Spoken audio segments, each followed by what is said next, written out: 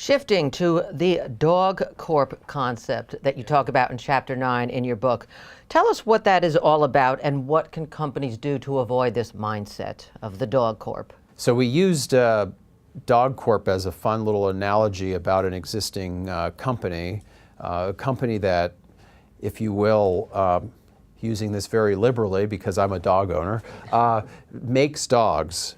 And so they're very good at making dogs. They're very good at making different breeds of dogs. One day a manager comes in and offers up a new kind of breed called well, more than a breed, a new kind of animal called a cat. And it's just a way of showing that how the organization behaves when it's used to making dogs and all of a sudden a cat comes in and is proposed in the organization.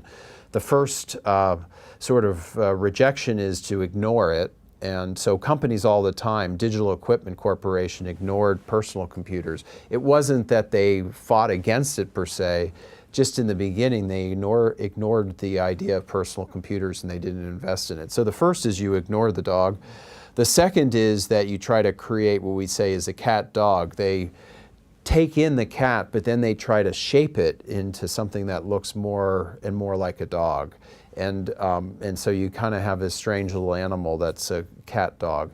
And companies do that all the time as well. Kodak, when it finally embraced digital imaging, decided to take digital imaging and cram it into its existing film business paradigm by trying to create a digital camera that could compete against its film cameras. And the result of that was a $30,000 camera that nobody would buy, obviously, because it was so expensive, as opposed to saying, well, actually, there's something new we can do with digital, such as, you know, it could enable games in the early days. It could be something that could be on a handheld and wouldn't necessarily have the same kind of quality. So that's called cramming or cat dogging the existing business by leaving it within the mainstay instead of making out separate. And then the third is you just finally just try to kill it.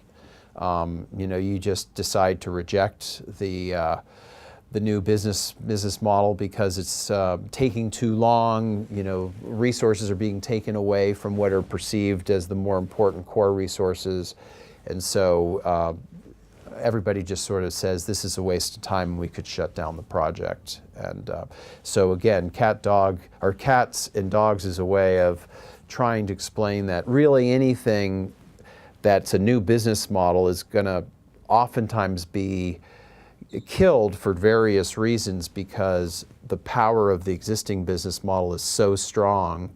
And so managers, executives have to really understand how to preserve the core business model, but at the same time create new business models by creating separateness and by being sponsors to shepherd resource allocation to enable those new business models to thrive while the core business model still exists and continues to do what it needs to do.